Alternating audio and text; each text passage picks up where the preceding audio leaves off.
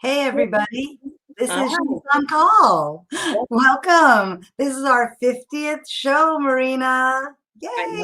I know. It's so amazing. We've had such a great time doing the show, and every week when we do it, I always learn something from our guests, and it's just exciting. It's nice to meet your colleagues, especially during this past year when we were in pandemic mode, and some of us traveled a little bit, but we certainly couldn't get to see all our friends and colleagues around the world and the country. But this has made it a lot nicer and smaller. Yes, and I raise my wine glass filled with water to you, Marina, to our team, because we've had just so much fun putting on these shows, and we really hope that you guys have enjoyed watching and learning with us. We have a terrific show today. Today, we're going to talk about some difficult subjects that I think most of us are quite interested in. We're going to be talking about cancer care, hematology care, surgical palliative care. Our guests are Dr. Red Hoffman, who is an acute care surgeon and one of about only 90 US surgeons board certified in hospice and palliative medicine. And she's based in Asheville, North Carolina, and is co-founder of the Surgical Palliative Care Society. And Dr. Amrita Krishnan, who's a multiple myeloma and bone marrow transplant expert. She is a hematologist and a specialist at the City of Hope in Los Angeles. She's the director of the Judy and Bernard Briskin Center for Myeloma, professor of hematology and hematopoietic cell transplant. I'm going to get Ami to say that a few times. Hematopoietic. It's poetic has like so many poetic. Poetic. It has so many vowels in it, for God's sake. We are live on Facebook and YouTube and Twitter and on Sri Srinivasan's LinkedIn page. Margaret Ambrosino already checked in from Brooklyn. I see that Sumana Rangachar and Joe Diamond are both watching with us. Please check in. Let us know where you're watching from, and as you formulate your questions for our wonderful guests, please chime in and ask those questions, and we'll do our best to get to as many as we can. Yeah. So one of the reasons we started the show was because we wanted to give good information to people, right, and not misinformation, and that's why we started. We were really talking about COVID, and we unfortunately still talk about COVID every week, and but there's some good news and there's still some cause for concern. One of the good news bits is that here in the US, we have had a really successful vaccination, and we're up at like almost 185 million people have either received one or both doses of the vaccine, which is very good because it means that people can move about and have still cause for concern with the Delta variant, et cetera. But once you're vaccinated, it seems that the vaccines that we've used in this country are actually successful at preventing death with a different variant and also preventing severe disease, which is really, I think, critical. Yeah, and I think the problem is we are doing really well in the country, but there are certainly parts of our country that are not doing well, parts of the world that are not doing well. As we've talked about before, Africa, the entire continent, only has less than 1% of its population vaccinated. We're seeing these huge increase in surge in Indonesia that's mimicking the surges that we saw in Brazil and in India. If you look at the US map, the darker green colors here show where there is more vaccination. Over 50% of the population is fully vaccinated. And you can see that the much lighter green is prevalent in the Southeast and in the Midwest or Western Midwest. And the problem is that we are seeing a surge in cases exactly in those areas. So we have this other map that shows us that despite all these vaccinations, we're seeing that mirroring those areas on the map that are not shaded in full green are all these cases, and we're seeing doubling and tripling of cases in the past 2 to 3 weeks, up to about 30,000 cases new cases of COVID. And what we are seeing is that nearly 100% of new cases and all cases that lead to serious and severe disease are in those who are unvaccinated. So President Biden and the administration and Celine Gounder, who's at the CDC, talked about this being a pandemic of the unvaccinated. So Marina, people under 12 can't get vaccinated. So there are people who can't get vaccinated and people who won't get vaccinated. And you started talking about how we tried to combat the misinformation when we started this show in June of 2020. And Vivek Murthy apparently was listening to you He was listening to us for sure, because you know, who doesn't listen to us? we are such experts. We are experts. But anyway, so yeah, so that's one of the pushes right now, right, for the government to handle misinformation. He's saying that that's as serious as the pandemic, and he has a so this is Vivek Murthy, who is our Surgeon General, and he's wanting to confront health misinformation because it is going to cost lives. I mean, I think one thing that people should understand, and something that was really interesting from me hearing it from other doctors talking about how people who are not vaccinated, if you get the disease, right, you get COVID, you're basically allowing the virus to mutate in your body. You're providing the host for the virus to mutate so that now we're going to get a different kind of variant other than the ones that we already know. So that's another reason to get vaccinated, so that you don't transmit it to somebody else, a new variant, or the people that are unvaccinated are going to be the ones that end up giving it to the kids. And that's also concerning, right? Right. And on the corollary of that is that we're finding that if all the adults around these children who can't get vaccinated yet are vaccinated, so their parents, their family members, their teachers, the school staff, the children are in fact protected. And we discussed this with two presidents of the American Academy of Pediatrics. Children can get really severe disease from COVID, not all the time, but enough that it's alarming. And so if we all get vaccinated as adults and as over 12s, we can protect those among us who either by age or by whatever medical condition, and there are very few of them that prohibit vaccination, can't get the vaccine. So it's really important. Eric Feigl-Ding, who is our guest some shows ago, really has highlighted the surge of the Delta variant in all countries. So what we're seeing is, this slide shows you there's this sort of steep, almost vertical rise in confirmed cases of COVID-19 in England, in Spain, in Portugal, in the Netherlands, in Greece, and in Indonesia. And this is really from the Delta variant. And so please get vaccinated. I don't know how many times we can say it. We started the show in June saying, wear a mask, wash your hands, watch your distance, and now we're going to add get vaccinated, because this is really, really important. It is. And the Delta variant, unfortunately, right now in the US, it's about 58% of the new cases. And so around the world, you're seeing that when they are checking in, that most of the variants are, again, the Delta variant. So these are just slides that showing us that where these new cases are, and nearly 100% of the new cases are in people who are not vaccinated. So we're ending on like a little bit of a low note with COVID, because it's still of concern, even though so many people are vaccinated in this country, and so many people around the world have still poor access to the vaccine.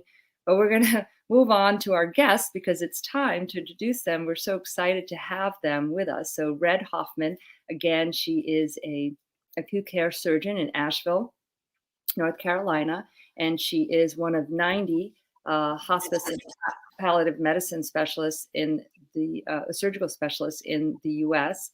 And she is a co-founder of the Surgical Palliative Care Society. And Dr. Amrita Krishnan, who is a hematologist and a bone marrow transplant expert. and also is an expert in multiple myeloma, and she's a hematology and oncology specialist at City of Hope, director of the Judy and Bernard Briskin Center for Myeloma, and a professor of hematology and hematopoietic cell transplant. I was just trying to protect you, Sujana, from that word. And I appreciate it. Welcome. We're so happy to have you aboard. Just to remind our viewers, we are live on Facebook and YouTube and Twitter and on LinkedIn on Sri Srinivasan's page. We have Maya Frankfurt checking in. We have Bose George checking in. Anil Kumar Andhra checked in. Barbara Valle says, thank you. I am so happy to have you both. People are so misinformed and we need all of this information. And we really appreciate you watching with us. Diana Palladino, thank you so much. You know, we have so much to cover with both Dr. Krishnan and Dr. Hoffman. Let's start with what is a hematologist and oncologist, and what is the difference between that, because a lot of people just lump those together. Well, thanks, Sujana. I feel kind of outnumbered by 3 surgeons here. Like, oh my God. We're going to gang up on you. Don't worry. My husband had to get stitches yesterday. I had to go find a friend. I haven't put a suture in since medical school, and Marina can tell you it wasn't pretty even back then. So you obviously didn't mind the blood, though. You were like, This is true. So that is what hematologists think. Blood is the most important thing in your body because basically everything else functions to make your blood work. And so hematology has a study of blood. There's malignant hematologists who study blood cancers, and there's benign hematologists who study more things like blood clotting disorders. And I really focus on malignant hematology and the use of bone marrow transplant, we call it stem cell transplantation, to treat these malignant disorders. And, you know, transplant really just changed the field for us in terms of being able to treat people with leukemia, also myeloma, which is what I specialize in. And it's really improved survival and taken some diseases that used to be, you know, unfortunately fatal, and we've been able to cure people with them. So it's been tremendous to see the field grow and be part of it for the last 20 years. It's been really exciting. I mean, I know when you first started, I mean, obviously, okay, in case everyone didn't figure it out, she's one of my besties from college and med school, and she did hematology oncology, and I was always like, happening, but good, because she was so enthusiastic about it. But then she did a bone marrow transplant fellowship back in the day, and so when she came, when she was recruited, that's what she was focusing on. And back then, you also did it. Back then, they were also doing bone marrow transplant even for breast cancer at the time. Right? Yeah, you're right. Yeah, it's a good memory. Yeah. Mm-hmm. So, you know, it has changed, it has morphed, and it is so amazing, all of the things that we've learned over the years. Red, how about you? How did you kind of get started with your career path?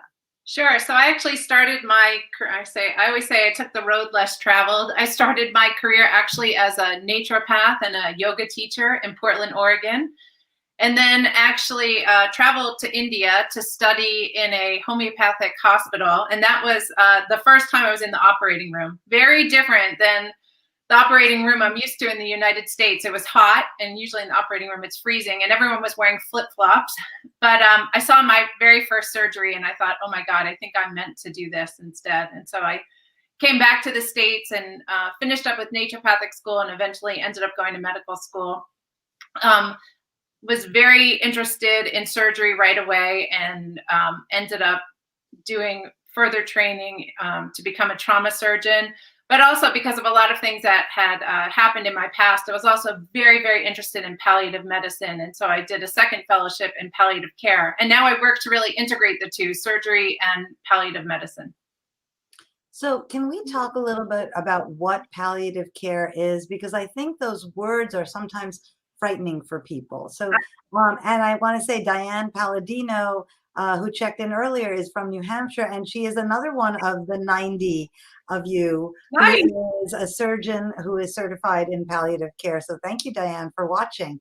But maybe, Red, we have sort of this this slide that shows where you would intervene in palliative care and where you might not. And could you kind of go through that with us? Sure. So palliative medicine is interdisciplinary care, which means it's given by a team, a doctor, a nurse, a licensed clinical social worker, a chaplain, a pharmacist, if you're lucky.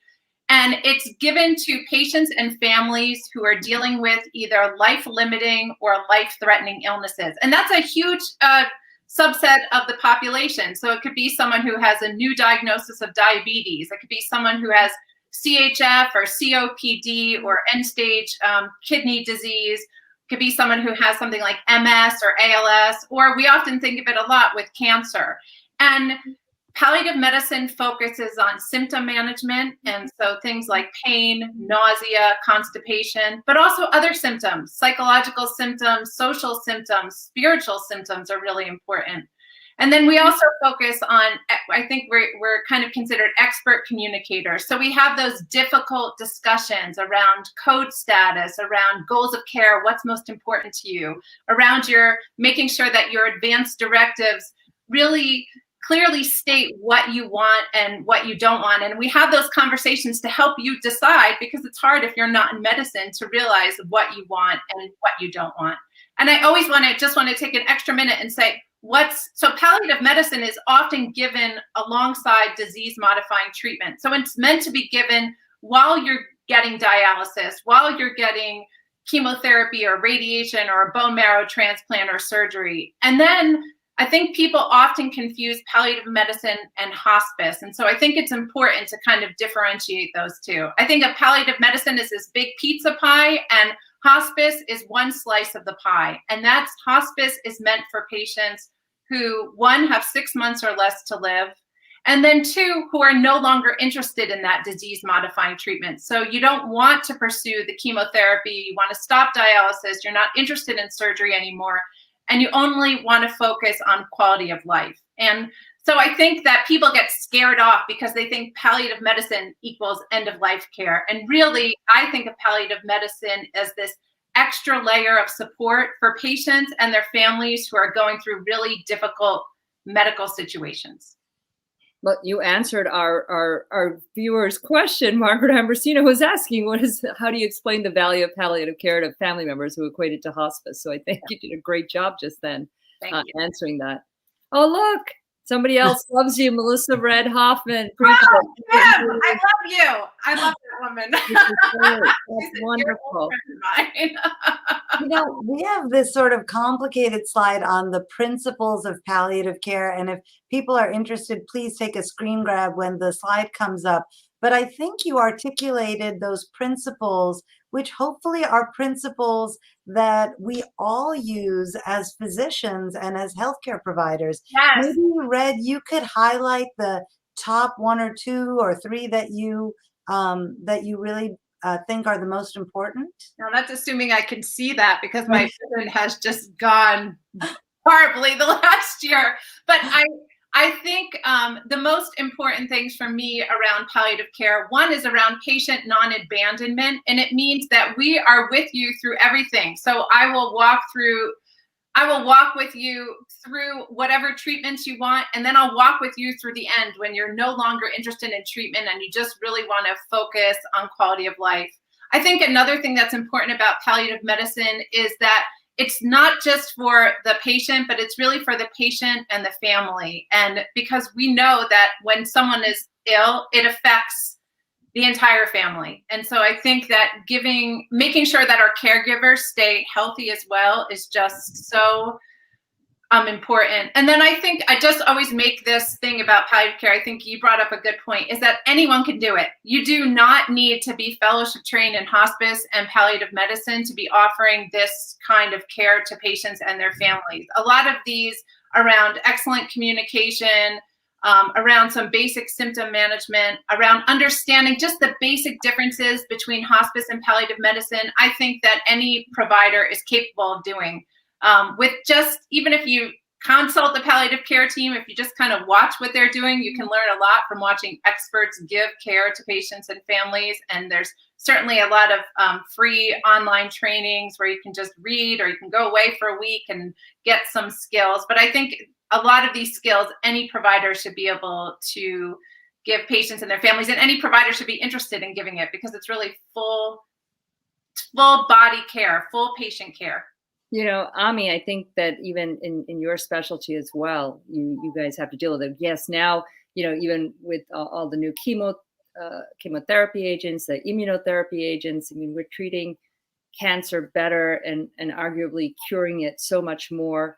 But you also have these tough situations where you have to talk to patient, family, and help guide them, no?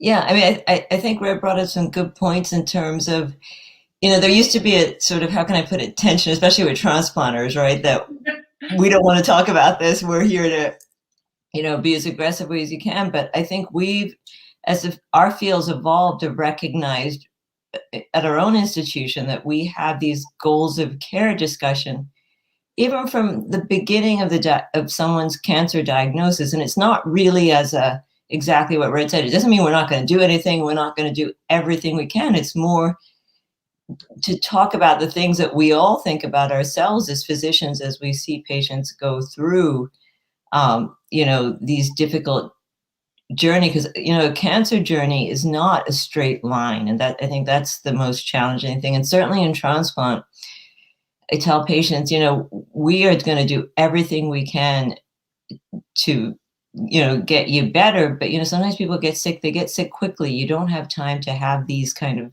discussions and thoughts. And as sort of Red said, you're doing it for your family too, that in a way to have them not have to have difficult decisions. So I think that's a big thing. But I do want to make the point that as a hematologist, part of you know, my boss says it really well, is that we take your hand from the beginning of the journey. And it doesn't mean, you know, we're ever going to let go in terms of how, that's why I went into the field. It's just getting to know patients and staying with my patients I've taken care of, you know, 20 years. They ask me, oh, how's the baby? I'm like, the baby's, you know, 5 or 10. So, you know, it's so that's part of the joy of my field, and to see people live so long, but also to be with them throughout.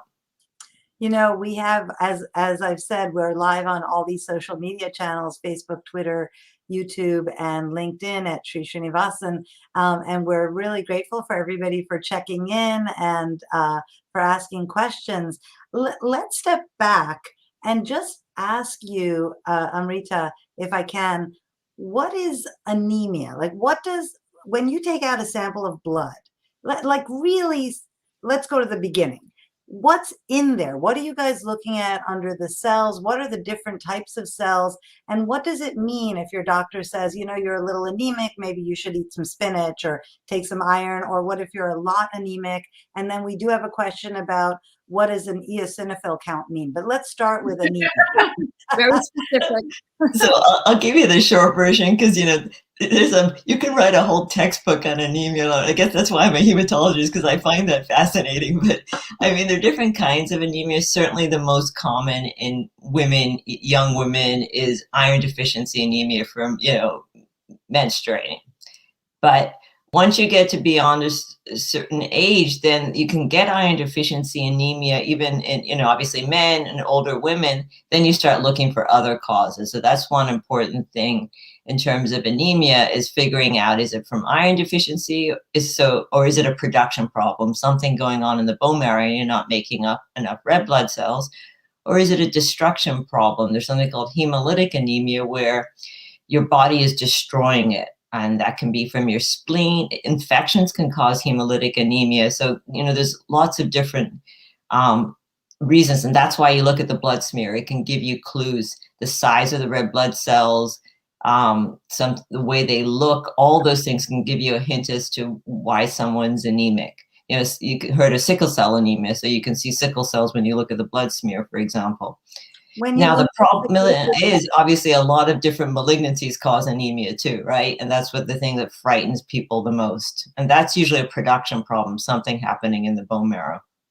So I'm just going to ask you to describe for us what a sickle cell looks like, or how you know that somebody has sickle cell anemia.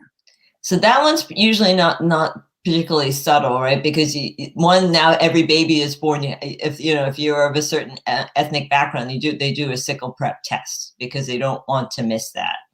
And the sickle cells look like, I guess, like, I don't know what a sickle, haven't been on a farm, but it looks like a, kind of like a moon-shaped little, like a site. Yeah, exactly.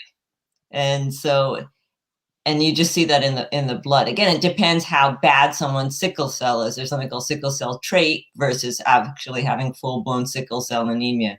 Usually people, with sickle cell anemia have a lot of other symptoms going along with it. So again, you never see someone who's really, that's the first presentation that you're going to see. Okay. So there are, we talked about anemia, but we want to talk a little bit about multiple myeloma as well. And, how it might present. And we had a slide on some common cancer symptoms. I was a little bit hesitant. I was saying in the chat before we started, people are like, well, no, I'm fatigued. Wait, I lost some weight. And I'm like, I don't have to say I lost weight. I have inexplicable weight gains. So it's probably very explicable. I'm just, I can explain my weight gain. But we have a slide on that too. If we could, Avi, actually, we'll pop up that slide and then you can just comment on that. So really, no, I'm sorry. The cancer symptoms, I think, is what we're. Yeah, I mean, you guys are right. I mean, unfortunately, certainly with myeloma, every single one of those symptoms can be a symptom of myeloma: fatigue, loss of appetite, bone pain, certainly. But I would say, so myeloma is really the second most common blood cancer. There's about 20,000 new cases a year. And it's a disease in the bone marrow where everyone's now heard of plasma cells because they make antibodies. So now everyone's an antibody expert, right? After you guys talked about COVID. So you have good antibodies, you need them, everyone, after you get vaccinated, that's what you're making, antibodies. But in myeloma, you make too many antibodies and they don't work well. And that's why people get sick. They get infections.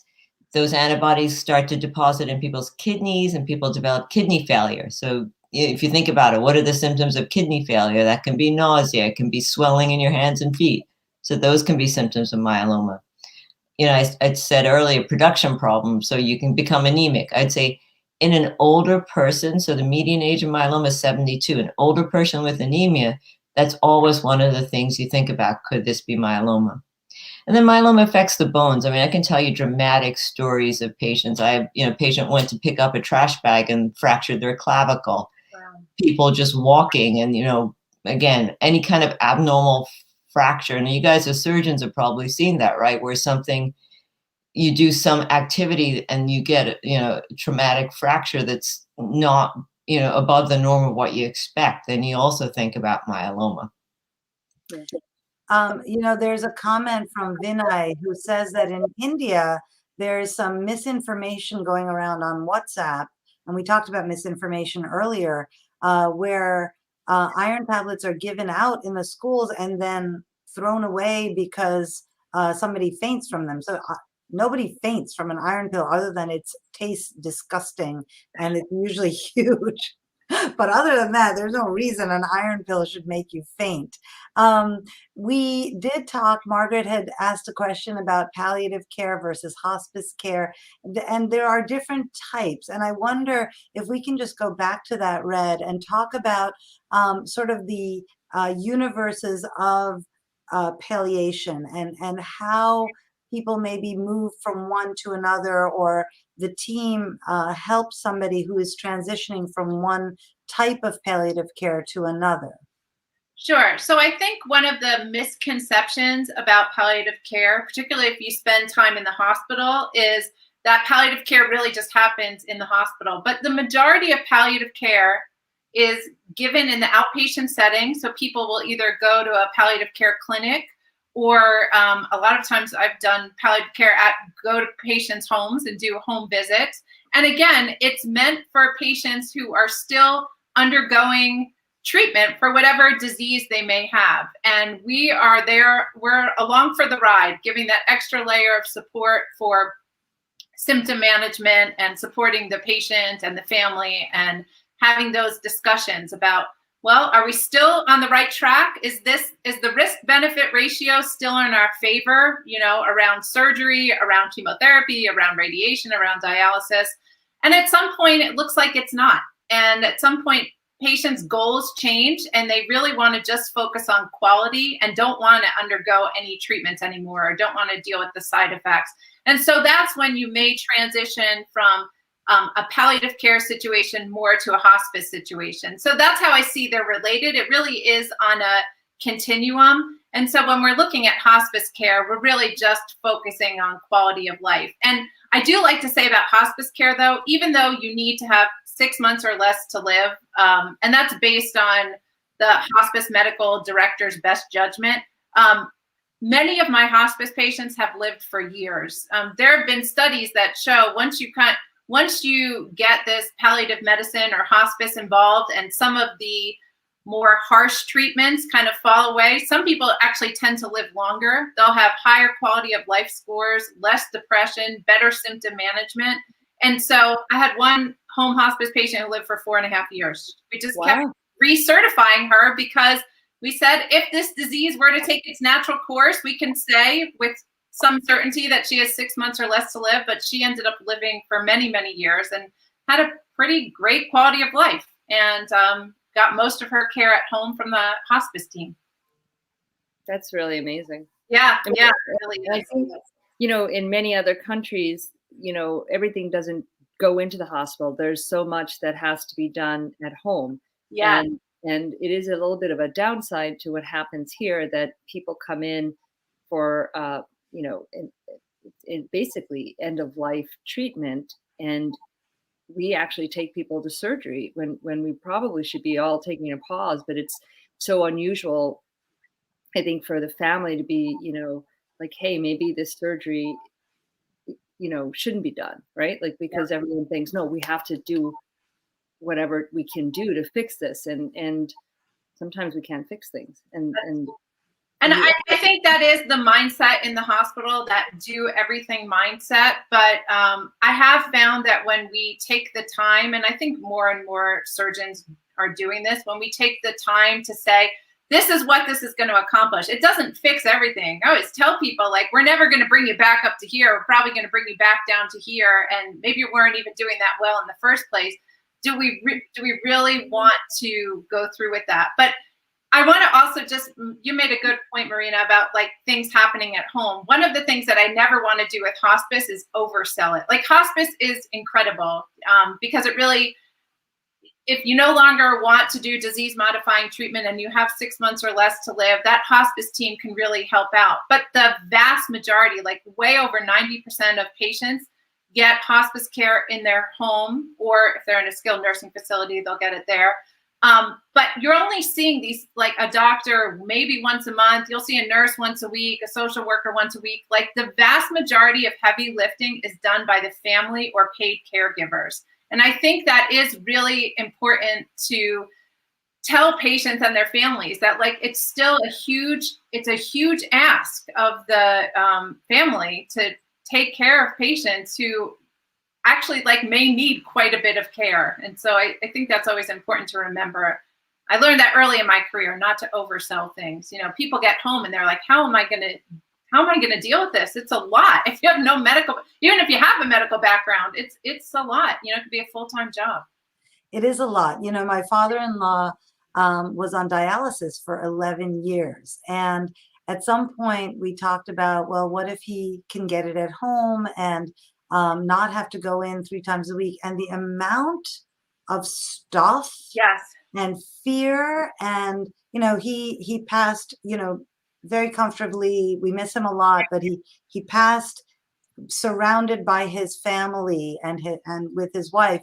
And I think, you know, having that very realistic discussion, right, of what is it to take care of this. It's not just chucking a hospital bed in your house, right? So it's a lot of work. And I think Diane Palladino, Dr. Diane Palladino asks an amazing question. And Amrita, maybe I'm going to ask you to answer it first. How do you discuss hope and the changing faces of hope with your patient and their family? And I think that is I almost cried reading that It's question. a great question. Yeah, I mean, that's obviously the hardest thing, and especially for us in myeloma, because I can tell you when I started in myeloma, median survival was 2 to 3 years. Now it's, median's 10 years, and it's getting better. I don't know if you guys have heard about CAR T cells, right? It's we had the first CAR T cells approved for myeloma this year, which is you take out people's own T cells, engineer them, and put them back. So it's immune therapy.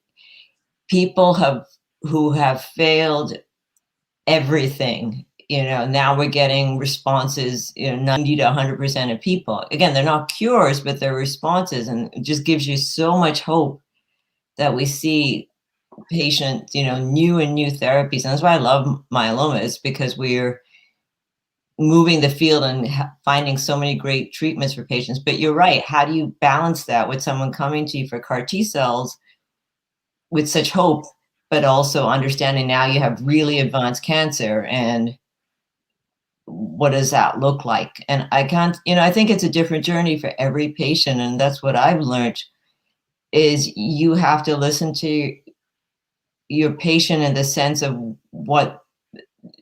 how they express it. Because I think everyone, certainly with cancer, thinks about those things, and a lot of patients ask me these questions. What does it look like to die with myeloma? I mean, and so I think, and a lot of patients, what I've also seen is they come in for trials that we're all incredibly hopeful and excited, but they also know in their own minds, and sometimes they're not saying it because they don't want to upset their family. So it's a really delicate balance.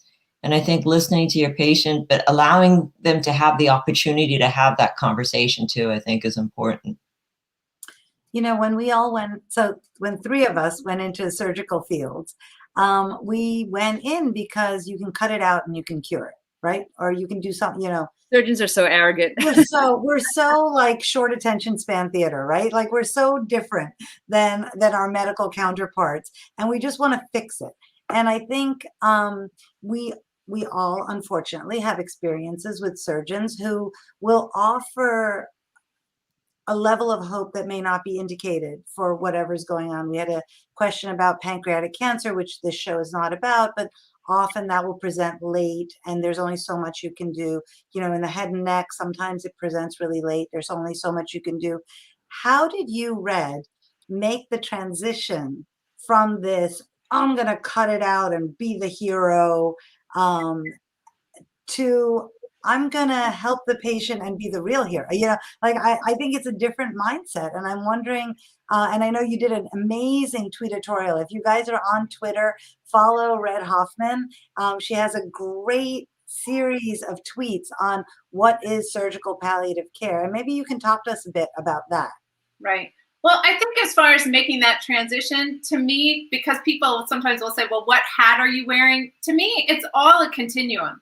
I mean, there's nothing that I don't look at surgery as that black or white. There are some people that we can take out their appendix and they are cured. And there's many people who are coming in the middle of the night, older people, multiple comorbidities with dead bowel, who, despite our very best efforts, we're never going to make them better. So that there's sometimes this idea in surgery, I think maybe from the past, of like, well, there's nothing I can do for you, or we'll get a surgical consult, I can't operate on you, therefore I'm signing off. And to me, there's always something that we can do. Yes, I may not be able to save your life, or I may not be able to offer you an operation, but that doesn't mean that I can't walk with you through this, or that I can't find someone else who's even better skilled,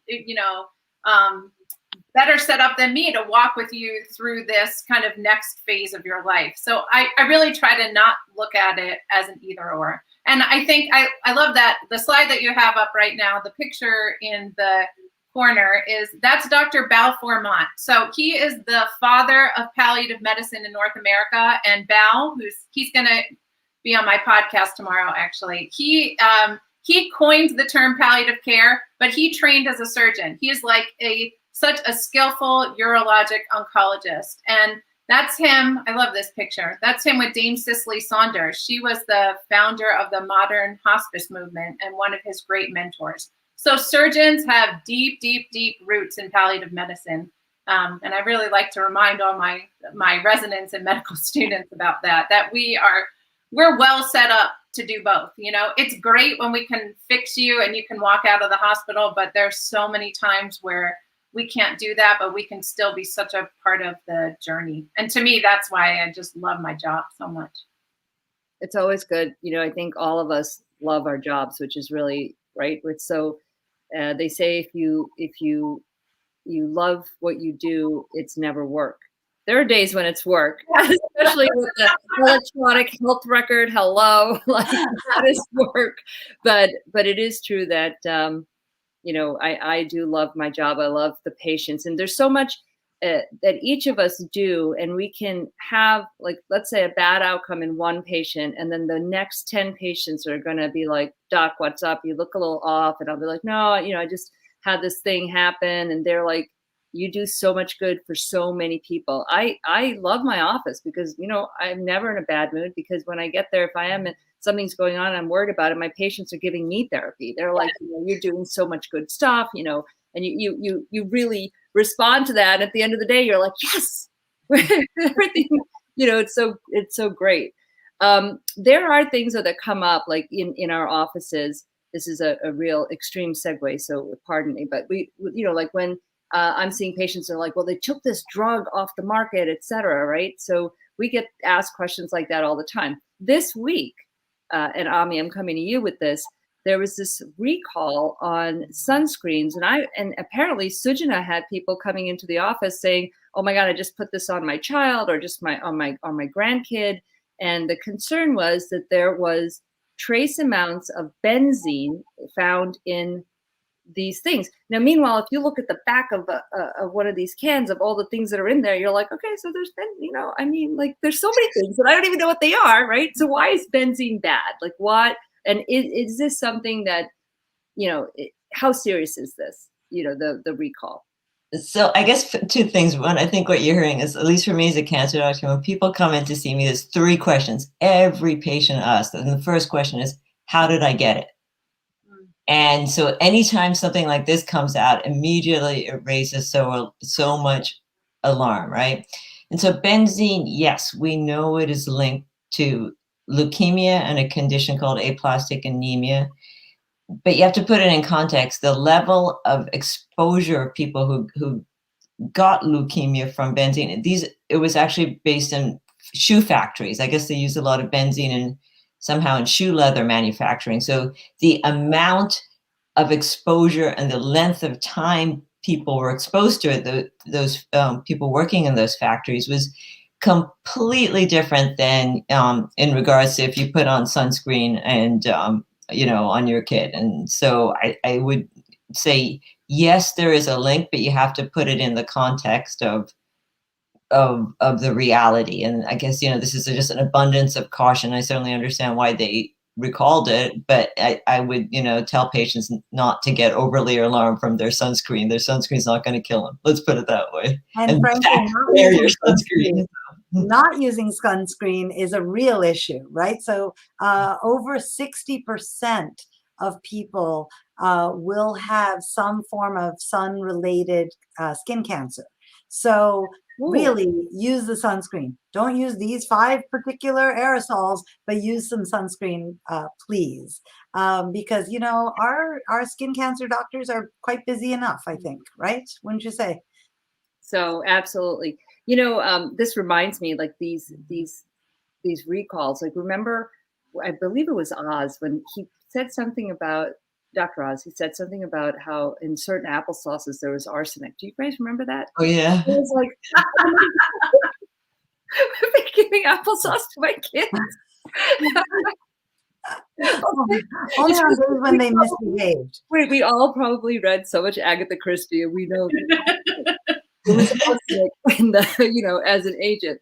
All right, but back to real, you know, back to our show here, and not talk about the benzene thing is very important, but we want to talk about, you know, at least, I mean, how you look at palliation in your field, or how you see it changing over the course of time during your experience of 20-something years. in surgical oncology. Yeah, let's like that, dial down the number of years too here a little bit. So just everyone knows I am younger than Marina. Just putting it. Yes. Now it's getting personal. So I think the biggest change is, first of all, when you're young in the field, you're scared to talk about these other things, right? You just want to go in there and focus really on the technical and the medical, and as you do it more and more, you see the journey of people, and I think you're just one or less scared to talk to people from the beginning, and you also learn more in terms of that having that discussion, even when you're just diagnosed with cancer, is important.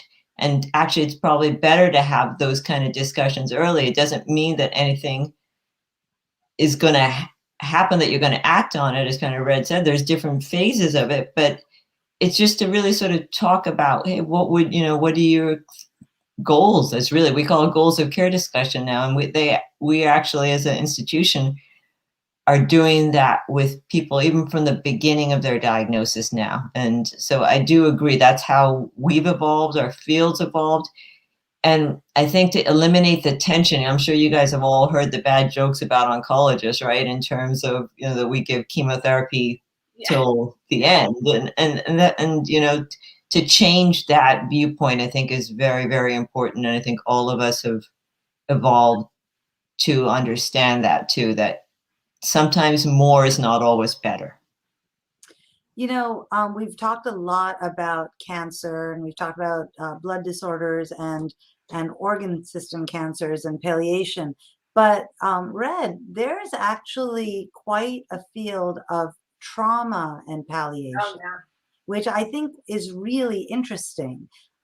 So I wonder if you can explain. There's this sort of complex looking graphic that I found, which shows ED, emergency department visits, where a very small subset of people are sent for a palliative care consult currently, but where the future is this incorporation of palliative care for both those who we think will survive in the long run, and maybe for people who may not survive in the long run. So maybe you can explain this frame shift for us, and how you feel you're in a place where there are big highways when there are traumas that come in. Yeah, so Dr. Ann Mosenthal, who's one of my mentors, I mean, she's done so much work in the field of trauma and integrating palliative medicine into the trauma ICUs. So a lot of our patients, even though, when you think of trauma, you think of gunshots and stab wounds, because that's what trauma surgeons love. That's what we get to operate on. But the reality is most of our trauma is blunt trauma. So those are like motor vehicle collisions and ground level falls. I mean, the vast majority of my patients are older patients who fell and hit their heads.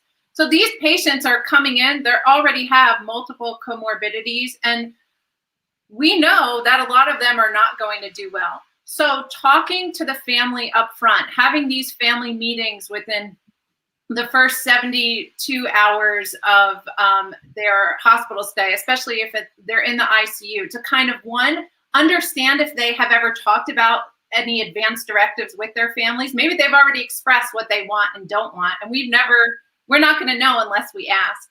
And then two, being really clear about what we think, especially when I'm in the ICU, about this is the diagnosis, this is the prognosis, and based on my years of experience, this is the likely outcomes. Being upfront with the family, so that we can start kind of just setting reasonable expectations up front is so good.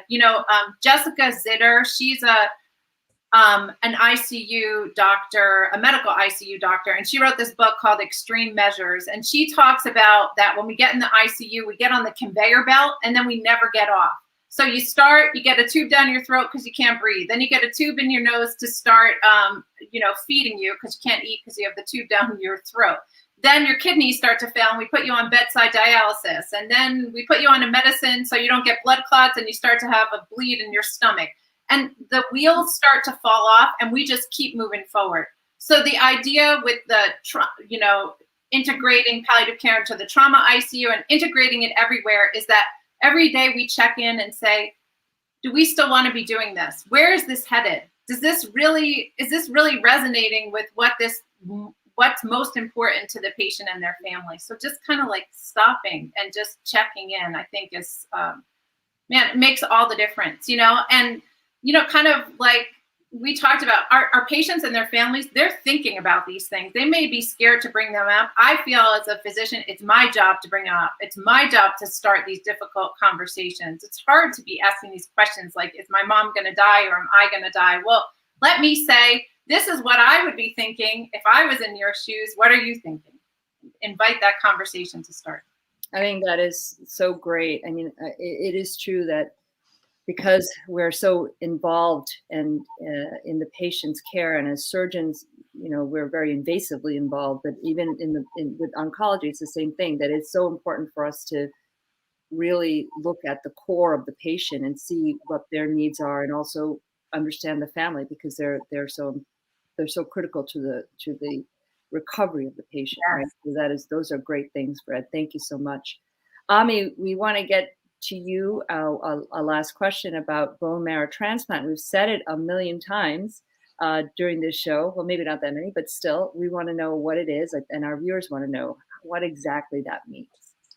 So we actually don't use the term bone marrow anymore because we don't use bone marrow. We use stem cells, which we collect from the bloodstream. So we call it peripheral blood stem cells. So people get confused when they hear us use those terms. And that's why we have that fancy name now, hematopoietic stem cell transplant, which no one says.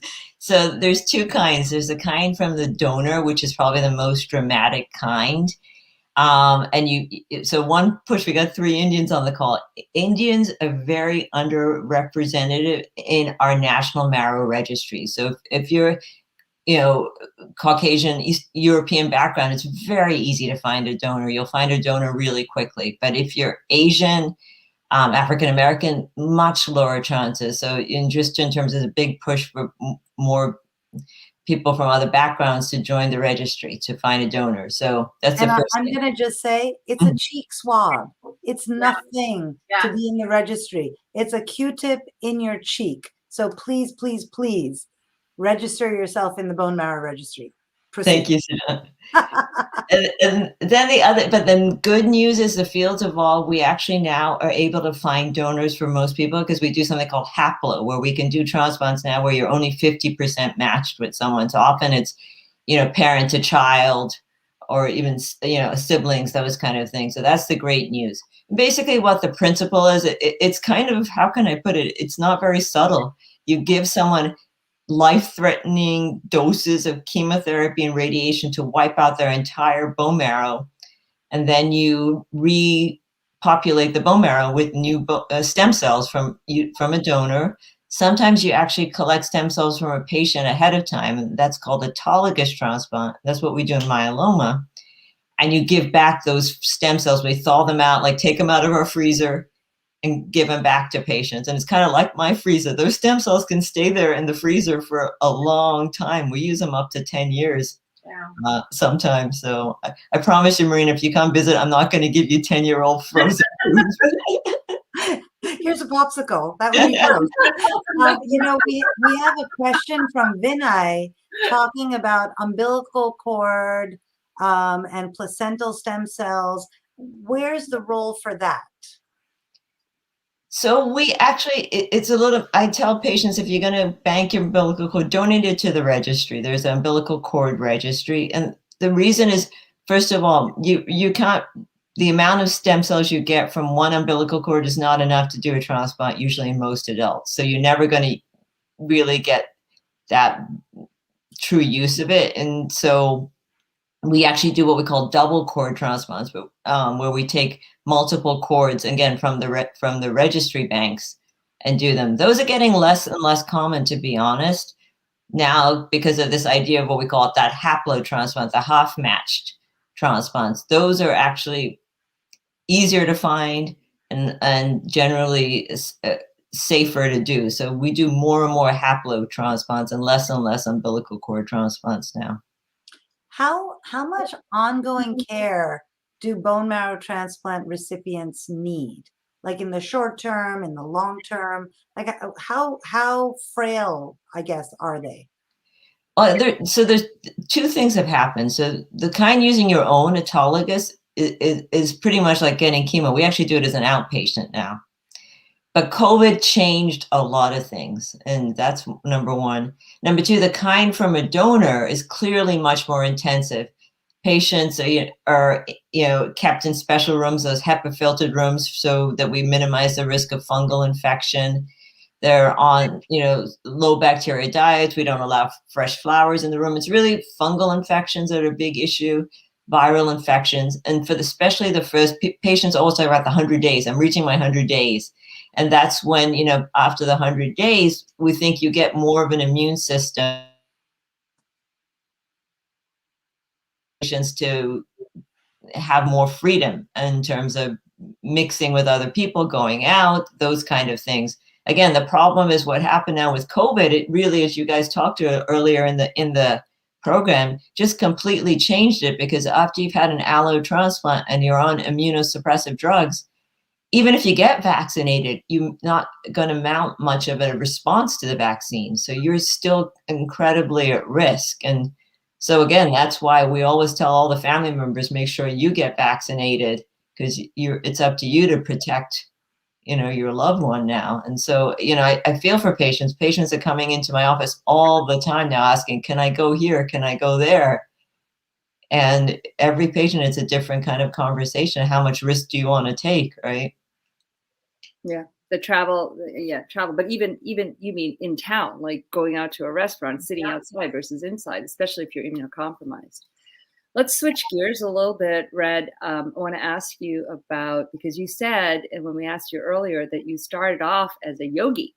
Yeah. So, and we know, and Ami, I'm sure you do this as well, that like yoga has been incorporated in so many different treatments, including infertility, and also I'm sure even in cancer treatment, just to try and improve, quality of life and function. So, Red, how about, what do you do with your patients post surgery and yoga?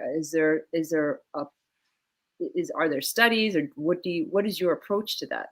Yeah, well, I think for all my patients, I don't know if I'm sure there are studies that I'm not aware of, but I think one, even just the idea of doing some deep yoga breathing, like Ujjayi breathing or whatever, just trying to teach them how to re-recruit their lung function after being intubated, I think is really important.